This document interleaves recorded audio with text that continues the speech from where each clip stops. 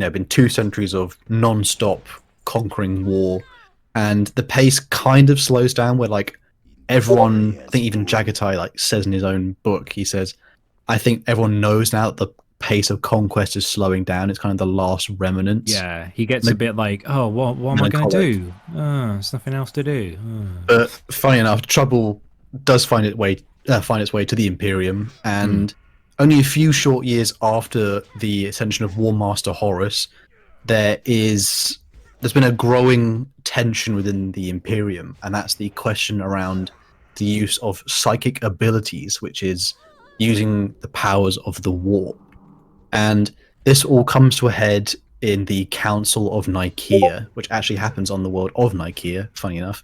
And it's actually very cool. It's like this like hollowed out volcano, and like the roof is like all glistening and it's like shiny.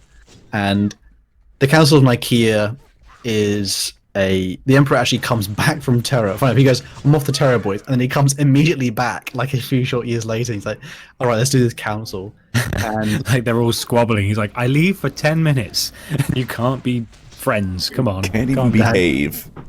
It didn't take long. And this council is what is kind of also known as the Trial of the Thousand Suns, or Magnus the Red's Legion. And Magnus the Red Legion, a bit of a tongue twist there.